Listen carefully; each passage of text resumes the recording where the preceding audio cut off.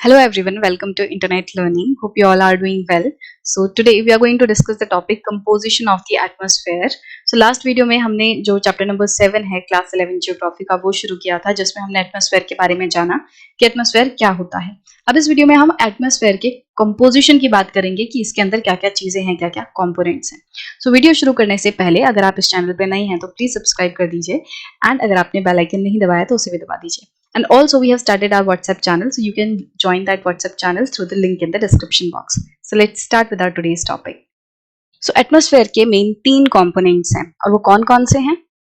तो पहला है गैसेस, सेकेंड है वाटर वेपर एंड थर्ड है डस्ट पार्टिकल्स। ये 3 components हैं जो कि एटमॉस्फेयर का पार्ट है। The proportion of gases changes in the higher layers of the atmosphere in such a way that oxygen will be almost in negligible quantity at the height of 120 kilometre. अब जो proportion of gases है मतलब हमारे atmosphere में अलग अलग तरीके की गैसेस हैं, तो अलग अलग हाइट पे आपको अलग अलग कॉम्पोजिशन देखने मिलेगा। मान लो 1 से 2 किलोमीटर के अंदर जो गैसेस का कॉन्सेंट्रेशन होगा, कंपोजिशन होगा, वो अलग होगा। ठीक है, उसके बाद फिर आप और ऊपर जाओगे तो वहां पे कोई दूसरी गैस ज्यादा मात्रा में होगी और पहली गैस अलग मात्रा में होगी। तो मतलब कि जो ये क्वांटिटी है गैसेस की वो अलग अलग हाइट पे अलग नजर आएगी। एग्जाम्पल के तौर पे कि जो ऑक्सीजन है वो 120 किलोमीटर की हाइट पर जाकर लगभग नेग्लिजिबल हो जाती है। मतलब अगर आप एटमॉस्फेयर में ऊपर लगभग 120 किलोमीटर पर जाओगे तो वहां पे उतने ऊपर उतने ऑल्टीट्यूड पे जो ऑक्सीजन की मात्रा है वो लगभग ना के बराबर होगी, वहां पे ऑक्सीजन की मात्रा नहीं होगी। Similarly, carbon dioxide and water vapor are found only up to 90 kilometre from the surface of the earth। और इसी तरीके से जो carbon dioxide and water vapour हैं ये एटमॉस्फेयर में लगभग 90 किलोमीटर तक ही पाए जाते हैं। उसके ऊपर फिर कार्बन डाइऑक्साइड की मात्रा एंड वाटर वेपर की मात्रा बिल्कुल ही कम होने लगती है। तो ऑक्सीजन जो है फिर भी आपको 120 किलोमीटर तक थोड़ा बहुत देखने मिल जाएगा। 120 किलोमीटर पे आकर ऑक्सीजन जो है वो नेग्लिजिबल हो जाएगा एंड जो carbon dioxide and water vapour है वो 90 किलोमीटर तक ही पाए जाते हैं। उनका मैक्सिमम जो कॉन्सेंट्रेशन है वो 90 किलोमीटर तक ही है। उसके बाद जो वाटर वेपर है एंड कार्बन डाइऑक्साइड है वो फिर खत्म हो जाएंगे, मतलब वो नजर नहीं आएंगे, उनका कंपोजिशन वहां तक नहीं है। तो अब एक एक करके इन तीनों ही कंपोनेंट्स को पढ़ते हैं। तो गैसेस के साथ शुरू करते हैं। अब गैसेस में देखो बहुत सारी अलग अलग गैसेस होती हैं। अब एटमॉस्फेयर में बहुत सारी अलग अलग तरीके की गैसेस होती हैं, मतलब ऑक्सीजन, कार्बन डाइऑक्साइड के साथ साथ मीथेन, हाइड्रोजन, नाइट्रोजन, इस तरीके से बहुत सारी गैसेस अवेलेबल होती हैं। बट इस पैराग्राफ में कुछ इंपॉर्टेंट की ही बात की गई है। बट वैसे आपको ये पता होना जरूरी है कि जो कार्बन डाइऑक्साइड, ऑक्सीजन, ओजोन, इन सब के अलावा भी बहुत सारी दूसरी गैसेस एटमॉस्फेयर में होती हैं। हालांकि उनकी जो मात्रा होती है वो थोड़ी कम होती है, but still there are other important gases as well. So carbon dioxide is meteorologically a very important gas as it is transparent to the incoming solar radiation but opaque to the outgoing terrestrial radiation। तो सबसे पहली gas जो है carbon dioxide, ये बहुत ही ज्यादा important है मीटेरोलॉजिकली, मतलब मौसम और जो क्लाइमेट है, जो वेदर एंड क्लाइमेट है, उसके नजरिए से हम देखें तो कार्बन डाइऑक्साइड बहुत इंपॉर्टेंट गैस है। क्योंकि कार्बन डाइऑक्साइड क्या करती है, ये सूरज से आने वाली किरणों के लिए ट्रांसपेरेंट की तरह काम करती है, ट्रांसपेरेंट लेयर की तरह काम करती है। बट जो अर्थ से रेडिएशन वापस जाती है उसके लिए ओपेक की तरह काम करती है। इसके कहने का मतलब ये है, मैं आपको पूरा प्रॉपर बना के दिखाऊं तो होता क्या है कि जो सूरज है ना, इससे बहुत सारी रेडिएशंस अर्थ की तरफ आती है। ये चीज तो आपको पता ही है। अब यहाँ पे मैं नीचे बना देती हूँ अर्थ, ये डार्क ब्लू कलर से अर्थ है पूरी एंड लाइट ब्लू कलर से आप इसका एटमॉस्फेयर समझ लो। ठीक है, अब होगा क्या कि ये जो सन से आने वाली रेडिएशंस हैं ये इजीली इस एटमॉस्फेयर को पार कर जाएंगी। अब यहाँ पे मोर स्पेसिफिकली हम किसकी बात कर रहे हैं, कार्बन डाइऑक्साइड की, क्योंकि कार्बन डाइऑक्साइड क्या करता है, वो ट्रांसपेरेंट की तरह काम करता है, एक ट्रांसपेरेंट लेयर की तरह काम करता है इनकमिंग इंसोलेशंस के लिए। तो जो आने वाली इंसोलेशन है इनको इजीली आने देता है कार्बन डाइऑक्साइड। जो सूरज से ये रेडिएशन आ रही हैं वो इजीली एंटर कर गई अर्थ के एटमॉस्फेयर में। अब जब ये अर्थ के सरफेस से टकराएंगी, जब ये अर्थ के सरफेस से टकराएंगी तो क्या होगा, तो उसके बाद जैसे अर्थ हीटअप होगी एंड अर्थ भी फिर रेडिएट करती है। अर्थ भी फिर क्या करती है, यहां से रेडिएट करती है वापस से एनर्जी। तो जो इंसोलेशन सूरज से आई थी वो अर्थ से टकराती है और अर्थ हीटअप होती है और अर्थ फिर वापस से एनर्जी को बाहर निकाल देती है, अपने में से बाहर निकाल देती है। तो जब ये अर्थ बाहर निकालेगी, जो भी एनर्जी अब अर्थ रेडिएट कर रही है वो सारी बाहर नहीं जा पाएगी, क्योंकि यहाँ पे कार्बन डाइऑक्साइड बैठी है जो कि अब इस हीट को ट्रैप कर लेगी। समझ आया? तो कहने का मतलब ये है कि जो आने वाली इंसोलेशन है, सूरज से जो आने वाली हीट है, गर्मी है, जो किरणें हैं, उनको इजीली कार्बन डाइऑक्साइड अलाउ कर देता है एंटर करने के लिए कि जाओ आप अंदर चले जाओ, अर्थ तक पहुंच जाओ। और जो अर्थ से जाने वाली इंसुलेशन है, जो मैं येलो कलर से बना रही हूँ, अर्थ से बाहर जाने वाली इंसुलेशन है, उनके लिए कार्बन डाइऑक्साइड गेट बंद कर देता है, ओपेक बन जाता है। ओपेक मतलब कि जो चीज आर पार जिसके ना देखा जा सके। ट्रांसपेरेंट मतलब जैसे आप अपनी कॉपी किताब पे भी एक ट्रांसपेरेंट प्लास्टिक का कवर चढ़ाते हो ना, तो वो उस चीज के आर पार देखा जा सकता है।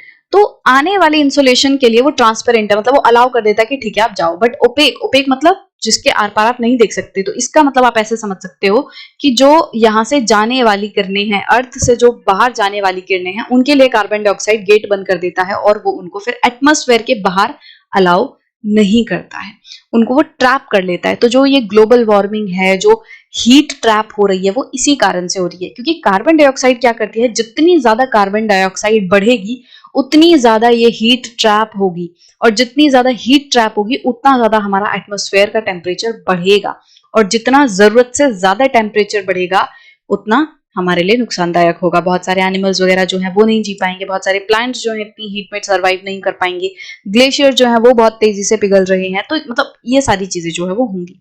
तो आपको ये चीज समझनी जरूरी है कि कुछ इंसुलेशन जो है वो आती है सूरज से, और फिर कुछ जो इंसुलेशन है वो धरती से भी वापस जाती है। ठीक है, आने वाली किरणें इजीली आ जाती हैं, बट जो बाहर जाती हैं, अर्थ से बाहर जाती हैं, उनको कार्बन डाइऑक्साइड पूरी तरीके से बाहर नहीं जाने देता, उनको ट्रैप कर लेता है। राइट? और इस ट्रैप करने के प्रोसीजर को ही ग्रीन हाउस इफेक्ट कहते हैं। ठीक है, तो वापस से हम लाइन बाय लाइन पे ही जाते हैं। तो आउटगोइंग टेरेस्ट्रियल रेडिएशंस के लिए वो ओपेक की तरह काम करता है। टेरेस्ट्रियल मतलब जो धरती का सरफेस है, उससे जो बाहर जाने वाली किरणें हैं उनको वो अलाउ नहीं करता है। It absorbs a part of terrestrial radiations. तो जो टेरेस्ट्रियल रेडिएशंस है, मतलब धरती से बाहर जाने वाली जो किरणें हैं, उनके कुछ पार्ट को कार्बन डाइऑक्साइड एब्जॉर्ब कर लेता है, उसको अपने अंदर समा लेता है, and reflect back some part of it towards the earth surface. तो यहाँ पे क्या होगा कि कुछ पार्ट तो जो है वो ये एब्जॉर्ब कर लेगा। अब मैं सर्कल से बना रही हूँ, मान लो कुछ पार्ट जो है वो कार्बन डाइऑक्साइड ने एब्जॉर्ब कर लिया, और एब्जॉर्ब करने के बाद कुछ पार्ट को वो वापस से अर्थ की तरफ भेज देगा। ठीक है, वापस से अर्थ की तरफ भेज देगा। तो अब आपको मैंने 3 कलर से ये लाइनें बना के दिखा दी। ये जो है ऊपर से पूरी आ रही है सूरज से, तो ये इनकमिंग इंसुलेशन है जो सूरज से आ रही है। फिर ये जो येलो कलर से है, ये वो इंसुलेशन है जो धरती से वापस जा रही है एटमॉस्फेयर में। अब यहाँ पे क्या होगा, यहाँ पे कार्बन डाइऑक्साइड कुछ हीट को, कुछ इंसुलेशन को एब्जॉर्ब कर लेगा और बाकी को वो वापस कर देगा। तो ये जो ब्राउन कलर से मैंने बनाई है, ये वो इंसुलेशन है जो अब कार्बन डाइऑक्साइड वापस भेज रहा है। It is largely responsible for the green house effect. तो कार्बन डाइऑक्साइड जो है वो सबसे ज्यादा ग्रीन हाउस इफेक्ट करता है, आप ऐसे समझ सकते हो।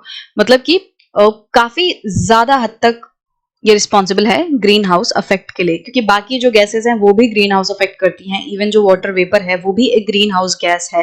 तो बाकी जो दूसरी गैसेस हैं वो भी ग्रीन हाउस इफेक्ट करती हैं, बट जो कार्बन डाइऑक्साइड का इफेक्ट है वो काफी ज्यादा होता है।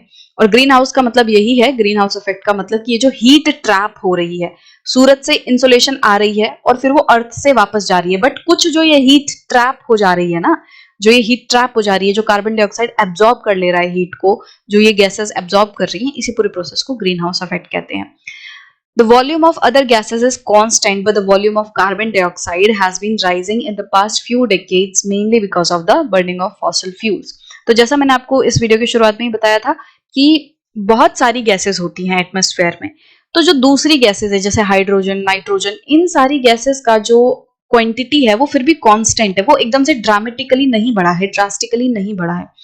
बट पिछले कुछ दशकों में, डेकेड मतलब होता है 10 साल का एक डेकेड होता है, तो पिछले कुछ डेकेड्स में क्या हुआ है, जो कार्बन डाइऑक्साइड है उसकी मात्रा बहुत ज्यादा बढ़ चुकी है। अगर एटमॉस्फेयर में कार्बन डाइऑक्साइड की मात्रा बढ़ेगी तो क्या होगा, वो ज्यादा हीट को ट्रैप करेगा। और ये जो कार्बन डाइऑक्साइड की मात्रा बढ़ी है वो मेनली किस रीजन से बढ़ी है, तो रीजन है बर्निंग ऑफ फॉसिल फ्यूल्स। जो फॉसिल फ्यूल्स हैं उनका, क्योंकि बहुत ज़्यादा हम उनको यूज़ कर रहे हैं, उनको बहुत ज़्यादा जला रहे हैं, जिसकी वजह से जब धुआं निकलता है इनके जलने की वजह से तो उसमें बहुत सारी कार्बन डाइऑक्साइड का रिलीज होता है।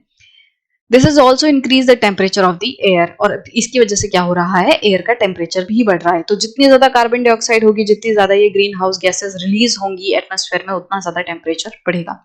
Ozone is another important component of the atmosphere found between 10 to 50 kilometre above the earth surface and acts as a filter and absorb the ultraviolet rays radiating from the sun and prevent them from reaching the surface of the earth.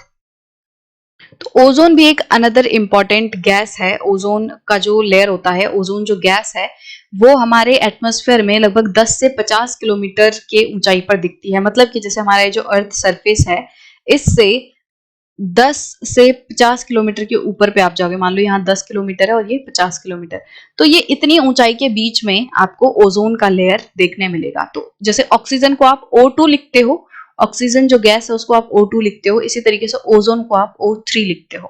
ठीक है, तो ozone जो है वो भी एक तरीके से गैस है जो हमारे एटमॉस्फेयर में पाई जाती है। और इसका रोल क्या है, ये भी बहुत इंपॉर्टेंट है। जैसे आपने न्यूज में सुना होगा ना कि ओजोन लेयर में होल हो रहा है, तो बेसिकली इसका मतलब क्या है कि ओजोन का जो लेयर है वो पतला होता जा रहा है। तो ओजोन के लिए हम इतना ज्यादा कंसर्न्ड क्यों हैं, क्यों हम इतनी चिंता दिखाते हैं जब ओजोन के लेयर में कमी आती है? तो है क्या कि ये जो ओजोन है ये क्या करता है, सन से आने वाली जो हार्मफुल अल्ट्रावायलेट रेज हैं, तो सन जो है उसकी अलग अलग तरीके की रेज होती हैं। अल्ट्रावायलेट रेज होती हैं, इंफ्रारेड वेव्स होती हैं, माइक्रोवेव्स होती हैं। तो बहुत सारी ऐसी वेव्स हैं, एक्सरेज, ये सारी चीजें होती हैं जो कि सूरज से आती हैं। तो सूरज की जो किरणें हैं ना वो अलग अलग तरीके की होती हैं, तो उसके बेसिस पर उनको नाम दिया गया है। तो ये जो अल्ट्रावायलेट रेज होती हैं ये काफी ज्यादा हार्मफुल होती हैं हमारे लिए। अगर हमारे ऊपर अल्ट्रावायलेट रेज गिरेंगे तो हमें बहुत सारी प्रॉब्लम्स हो सकती हैं। तो ओजोन लेयर क्या करता है, वो अल्ट्रावायलेट रेज को रोकता है। तो जैसे हमने हमारा ये डायग्राम बनाया हुआ है, अगर इस पे वापस जाएं और एक और कलर का इस्तेमाल करें अल्ट्रावायलेट रेज के लिए, तो जैसे मान लो अब मैं ब्लैक कलर बना रही हूँ अल्ट्रावायलेट रेज के लिए, इसको हटा देते हैं। इतना आपको समझ आ गया कि जो ओजोन का लेयर है वो 10 से 50 किलोमीटर के बीच में दिखेगा। अब होगा क्या कि मान लो ये ब्लैक कलर से मैंने अल्ट्रावायलेट रेज बना दी, ये यूवी रेज है, ये यूवी रेज है। अब होगा क्या कि यहाँ पे ओजोन का लेयर है, ये पूरा ओजोन का लेयर है हमारे एटमॉस्फेयर में। ये क्या करेगा, ये इस रेज को वापस लौटा देगा, ये कहेगा वापस जाओ। ये जो अल्ट्रावायलेट रेज है इसे ये वापस लौटा देगा, अंदर नहीं घुसने देगा। ये जो हार्मफुल अल्ट्रावायलेट रेज हैं ये ओजोन लेयर की वजह से हमारे अंदर, हमारे एटमॉस्फेयर के अंदर एंटर नहीं कर पाएंगी और ओजोन लेयर से टकरा के वो वापस बाहर चली जाएंगी। तो अगर ये ओजोन का लेयर पतला होता है तो ये इनको रोक नहीं पाएगा और ये अल्ट्रावायलेट रेज अंदर घुस जाएंगी और हमें नुकसान होगा। इसीलिए हम जो ओजोन लेयर है उसके लिए इतना ज्यादा कंसर्न दिखाते हैं कि ये लेयर अच्छा होना चाहिए ताकि यूवी रेज को इजीली रोका जा सके। अब नेक्स्ट जो कंपोनेंट है एटमॉस्फेयर का वो है वाटर वेपर। तो बहुत सारी गैसेस के साथ साथ एटमॉस्फेयर में वाटर वेपर भी होते हैं और ये भी एक इंपॉर्टेंट रोल प्ले करते हैं। तो water vapour is also a variable gas in the atmosphere. Variable मतलब क्या होता है, कोई भी ऐसी चीज जो चेंज होती रहती है। कांस्टेंट मतलब कोई चीज जो वही की वही बनी हुई है, उसमें कोई चेंज नहीं आ रहा। कांस्टेंट मतलब जब किसी चीज में कोई चेंज नहीं आ रहा। बट वेरिएबल इसका अपोजिट होता है। वेरिएबल मतलब जो बदलता रहता है। तो जैसे अभी हमने कार्बन डाइऑक्साइड देखा कि कार्बन डाइऑक्साइड की मात्रा जो है वो कंटिन्यूसली बढ़ रही है, उसमें चेंजेस आ रहे हैं। बाकी सारी जो गैसेस है वो फिर भी थोड़ी कांस्टेंट सी है, उनमें उतना ज्यादा चेंज नहीं आ रहा है। But if we consider carbon dioxide, it is a very variable gas, उसमें बहुत ज्यादा चेंज आ रहे हैं। Similarly if we talk about water vapour, it is also a variable gas. ठीक है, देखो वाटर वेपर भी है एक तरीके से गैस ही, बट इसको अलग से रखा गया है क्योंकि ये बाकी गैसेस के साथ इसको ग्रुप करना बहुत ठीक नहीं रहेगा क्योंकि इसका अलग से अपना एक रोल रहता है। ठीक है, सो वैसे कंफ्यूज मत हो जाना कि इसको भी गैस ही बोल रहे हैं, इसको भी हम गैस में ही कंसीडर करते हैं, बट क्योंकि इसका थोड़ा कैरेक्टरिस्टिक थोड़ा अलग सा रहता है तो इसको अलग से पढ़ रहे हैं। वाटर वेपर जो है ये एक वेरिएबल गैस है। एंड वेरिएबल का मतलब क्या है कि चेंज हो रही है। और कैसे चेंज हो रही है, it decreases with altitude. Decreases with altitude का मतलब क्या है, जैसे ऑल्टीट्यूड मतलब होता है ऊंचाई। ठीक है, जैसे आपने देखा होगा पहाड़ पे जब हम बात करते हैं तो हम क्या कहते हैं, हाई ऑल्टीट्यूड पे है, कोई बहुत हाई ऑल्टीट्यूड पे चढ़ा है। तो ऑल्टीट्यूड का मतलब होता है ऊंचाई। अब जैसे जैसे ऑल्टीट्यूड बढ़ता जाएगा, जैसे जैसे ऊंचाई बढ़ेगी, वैसे वैसे वाटर वेपर की जो मात्रा है वो कम होती जाएगी। ठीक है, तो जैसे पहाड़ों पे आप जितनी ऊंचाई पे जाते जाओगे वैसे वैसे जो नमी है, ह्यूमिडिटी है, या जो पानी की वाटर वेपर की जो अवेलेबिलिटी है वो कम होगी। In the warm and wet tropics it may account for 4% of the air by volume, while in the dry and cold areas of desert and polar regions it may be less than 1% of the air। तो कोई ऐसे इलाके जहां पे वो बहुत ज्यादा गर्मी है एंड वेट ट्रॉपिक्स हैं, मतलब कि जैसे आप देखोगे इक्वेटोरियल रीजन है, अमेजन फॉरेस्ट वाला पूरा रीजन है, वो क्या है, वो ट्रॉपिकल एरिया में पड़ता है, Tropic of Cancer, Tropic of Capricorn के बीच में पड़ता है। एंड वहां पे क्या होता है, वहां पे बहुत ज्यादा गर्मी भी है, क्योंकि हमें पता है ट्रॉपिक्स बहुत ज्यादा हीट रिसीव करते हैं। एंड वहां पे क्या है, बहुत ज्यादा बारिश भी होती है। उसकी वजह से वो एरिया पूरा वेट इलाका रहता है, वहां हवा में बहुत ज्यादा नमी देखने मिलेगी। तो कोई भी ऐसा इलाका जहां वार्म एंड वेट इलाका है, तो ऐसी जगह पे वाटर वेपर की, ऐसी जगह का जो एटमॉस्फेयर है, वहां की जो हवा है, उसमें वाटर वेपर काफी ज्यादा मात्रा में मिलेगा। वहीं अगर आप बात करो किसी ऐसे एरिया की जो कि बहुत ही रूखा सूखा सा इलाका है, ड्राई या फिर कोल्ड एरियाज हैं, जैसे डेजर्ट हो गया, या फिर कोल्ड एरिया जैसे पोलर रीजन्स हो गए, यहाँ पे बहुत ज्यादा एयर में वाटर वेपर की अवेलेबिलिटी नहीं होगी। तो वार्म एंड वेट ट्रॉपिक्स में जो वाटर वेपर है वो एयर के वॉल्यूम का 4% भी हो सकता है, 4% तक पहुंच सकता है, कि जितनी एयर है उसमें 4% की वाटर वेपर की अवेलेबिलिटी है। वहीं अगर आप बात करोगे ये ड्राई एरियाज, कोल्ड एरियाज, यहाँ पे जो वाटर वेपर की अवेलेबिलिटी है वो 1% तक भी गिर सकती है। तो ज्यादा कहाँ देखने मिलेगी, वो वार्म एंड वेट ट्रॉपिक्स में देखने मिलेगी, 4% तक पहुंच सकती है। 4% का मतलब क्या है कि जो एयर की वॉल्यूम है, मान लो हम बात कर रहे हैं 1 सेंटीमीटर क्यूब ऑफ वॉल्यूम की बात करें, तो इस 1 सेंटीमीटर क्यूब के 4% में आपको पानी देखने मिलेगा। तो इस तरीके से आप समझ सकते हो। तो ज्यादातर जो एरियाज हैं जो वार्म एंड वेट हैं, वहां पे ज्यादा अवेलेबिलिटी होगी, और जो कोल्ड एंड ड्राई है वहां पे 1% ऑफ एयर का भी अवेलेबिलिटी हो सकती है वाटर वेपर की। ऑल्टीट्यूड के साथ साथ जो वाटर वेपर है वो इक्वेटर से पोल की तरफ अगर हम जाएं तो भी डिक्रीज होता है। मतलब मान लो ये जो है ये इक्वेटर है, 0 डिग्री लैटिट्यूड, और इसके ऊपर फिर यहाँ पे ये पोलर एरियाज हैं। अब होगा क्या, जैसे जैसे आप इक्वेटर से पोल वाले एरिया की तरफ जाओगे तो भी वाटर वेपर जो है वो डिक्रीज होगा। ठीक है, क्योंकि जो इक्वेटर वगैरह है वो पूरा हॉट एंड वार्म इलाका है, यहाँ पे ज्यादा इवोपोरेशन होगी, ज्यादा नमी जो है वो हवा में होगी। बट ठंडे इलाकों में इवोपोरेशन वगैरह ज्यादा नहीं होगी, वहां पे इतनी गर्मी नहीं है, तो हवा में इतनी ज्यादा नमी नहीं देखने मिलेगी, एकदम ड्राई सी एयर वो होगी। It also absorbs parts of the insolation from the sun and preserves the earth's radiated heat. अब ये क्या करता है कि जो सन से आने वाली रेडिएशंस हैं उनको एब्जॉर्ब कर लेता है, मतलब कि पूरे तरीके से वो अर्थ तक नहीं पहुंचने देता। जो वाटर वेपर है वो सन से आने वाली कुछ हीट को एब्जॉर्ब कर लेते हैं, कुछ रेडिएशन को एब्जॉर्ब कर लेते हैं, and preserves the earth's radiated heat. और अर्थ भी जो हीट रेडिएट करती है उसको भी ये एब्जॉर्ब कर लेता है। तो सन से आने वाली हीट को भी वाटर वेपर एब्जॉर्ब करते हैं, और अर्थ की जो रेडिएटेड हीट है, अर्थ जो हीट रेडिएट करेगी उसको भी ये एब्जॉर्ब कर लेते हैं। तो ये भी बेसिकली क्या करते हैं, टेम्परेचर को बढ़ाने में मदद करते हैं। It does act like a blanket allowing the earth neither to become too cold nor too hot. तो इस तरीके से जो वाटर वेपर है वो एक ब्लैंकेट की तरह काम करता है, जो कि अर्थ को ना ही तो बहुत ज्यादा ठंडा या फिर ना ही बहुत ज्यादा गर्म होने देता है, एक ऐसा टेम्परेचर बनाए रखता है जिससे कि अर्थ पे लाइफ पॉसिबल हो पाए। Water vapour also contributes to the stability and instability in the air. Water vapour की जो मात्रा है वो क्या करती है, वो हवा में स्टेबिलिटी या फिर इनस्टेबिलिटी कॉज करती है। स्टेबिलिटी इनस्टेबिलिटी मतलब कि जैसे हवा जो है कहीं पे बहुत तेज से चल रही है, कहीं पे बहुत कम चल रही है, कभी ज्यादा हो रही है, कभी कम हो रही है, तो मतलब जो पूरा टर्ब्यूलेंस रहता है एयर में, तो वो भी काफी हद तक डिपेंड करता है वाटर वेपर के ऊपर। अब नेक्स्ट जो कंपोनेंट है एटमॉस्फेयर का वो है डस्ट पार्टिकल्स। अब डस्ट पार्टिकल्स भी बहुत ज्यादा इंपॉर्टेंट कंपोनेंट हैं। Atmosphere has a sufficient capacity to keep small solid particles which may originate from different sources and include sea salts, fine soil, smoke soot, etc, pollen, dust and disintegrated particles of meteors। तो atmosphere में इतनी capacity है कि वो बहुत सारे छोटे छोटे स्मॉल पार्टिकल्स को अपने अंदर कैरी कर सके। तो ये जो स्मॉल सॉलिड पार्टिकल्स हैं ये कहीं से भी आ सकते हैं, जैसे ये सी सॉल्ट्स हो सकते हैं। सी सॉल्ट मतलब समुद्र का जो सॉल्ट है वो कुछ इस तरीके से प्रोसेस होता है, हवा और ओशन के बीच में कैसा इंटरेक्शन होता है जिससे कि ओशन का जो सॉल्ट है वो हवा में आ जाता है। तो सी सॉल्ट जो है वो हो सकते हैं। फाइन सॉइल मतलब बहुत महीन जो मिट्टी रहती है उसके कण हवा में सस्पेंड हो सकते हैं। जैसे एक तरीके से ऐसा लगता है कि बहुत सारे सॉलिड पार्टिकल्स जो है वो हवा में लटक रहे हैं, तो इस तरीके से जो सॉलिड पार्टिकल्स है वो सी सॉल्ट हो सकते हैं। फाइन सॉइल हो सकता है। स्मोक सूट क्या होता है, जो धुएं में आपने देखा होगा बहुत सारे काले काले एकदम बहुत महीन पार्टिकल से नजर आते हैं जब आप कुछ जलाते हो तो वो स्मोक सूट हो सकता है। ऐश राख जो है उसके कण हवा में रह सकते हैं। पोलन पोलन क्या होता है कि जो जैसे जो फ्लावर्स होते हैं उनमें आपने देखा होगा ना पोलन ग्रेन्स होते हैं जिसकी वजह से फिर वो फ्रूट बनता है। बीज जो है वो पोलन को एक जगह से दूसरी जगह पे ले जाती हैं, तो वो जो पोलन है वो भी हवा में सस्पेंड रह सकता है।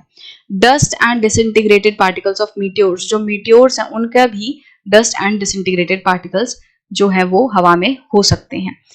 Dust particles are generally concentrated in the lower layers of atmospheres. जो ये डस्ट पार्टिकल्स है वो ज्यादातर हमारे एटमॉस्फेयर के जो लोअर लेवल्स हैं उनमें रहता है। मतलब अगर हमारा एटमॉस्फेयर इतना बड़ा है तो ये नीचे वाला जो पूरा हिस्सा है, ज्यादातर जो डस्ट पार्टिकल है वो आपको इसमें देखने मिलेंगे। बट क्योंकि हवा जो है उसमें क्या होता है, कन्वेक्शनल करंट्स चलते हैं। जैसे हमने देखा था कि जो धरती के अंदर मैग्मा कन्वेक्शनल करंट्स में घूमता रहता है, मैग्मा में इस तरीके से कन्वेक्शनल करंट्स चलते हैं। इसी तरीके से धरती के ऊपर जो हवा है वो भी सर्कुलर मैनर में घूमती रहती है, ऊपर से नीचे, नीचे से ऊपर जाती रहती है। एंड ये जो कन्वेक्शनल एयर करंट्स हैं इनकी वजह से डस्ट पार्टिकल्स नीचे वाले लेयर से ऊपर जा सकते हैं, क्योंकि हवा जब नीचे से ऊपर की तरफ जाएगी तो कुछ डस्ट पार्टिकल्स को ऊपर की तरफ लेके जा सकती है। बट ज्यादातर जो कॉन्सेंट्रेशन है वो नीचे ही रहेगा, मतलब नीचे वाले लेयर्स में रहेगा। और नीचे वाले लेयर में भी हम देखें तो कौन से ऐसे इलाके हैं जहां पे बहुत ही ज्यादा डस्ट पार्टिकल का कॉन्सेंट्रेशन रहेगा, तो वो है सब ट्रॉपिकल एंड टेम्परेट रीजन्स। तो जो सब ट्रॉपिकल एंड टेम्परेट रीजन है, मतलब कि बियॉन्ड ट्रॉपिक्स, जो Tropic of Cancer and Tropic of Capricorn है उसके बाद का जो एरिया है टुवर्ड्स पोल्स अगर आप जाओगे तो सब ट्रॉपिकल एंड ये जो टेम्परेट रीजन्स है यहाँ पे क्योंकि एयर बहुत ज्यादा ड्राई रहती है, यहाँ पे नमी नहीं नजर आएगी आपको, सूखा सा पूरा रहेगा इलाका, तो उसकी वजह से यहाँ पे डस्ट पार्टिकल्स बहुत ज्यादा दिखते हैं। सूखा होने की वजह से डस्ट पार्टिकल क्यों दिखते हैं, क्योंकि देखो जैसे हम लास्ट चैप्टर पढ़ के आ रखे हैं उसमें हमने देखा था कि जब विंड जो है वो क्या करती है, वो डेजर्ट वाले इलाके में इजीली पार्टिकल्स को उड़ा लेती है, क्योंकि जो डेजर्ट वाला इलाका है उसमें नमी नहीं है। जो पानी है वो क्या करके रखता है, वो मिट्टी को होल्ड करके रखता है, उसको जकड़ के रखता है। तो हवा अगर चलेगी तो अगर मिट्टी में पानी है, अगर जमीन में जो सैंड वगैरह है उसमें पानी की अवेलेबिलिटी है तो इजीली धूल उड़ेगी नहीं। जैसे अगर आपके घर के आंगन में भी धूल वगैरह बहुत ज्यादा होने लगती है गर्मियों के टाइम में, तो क्या करते हैं मम्मी पापा, क्या करते हैं पानी पूरा बहा देते हैं, पानी मिट्टी के ऊपर डाल देते हैं ताकि जो मिट्टी है वो उड़े ना।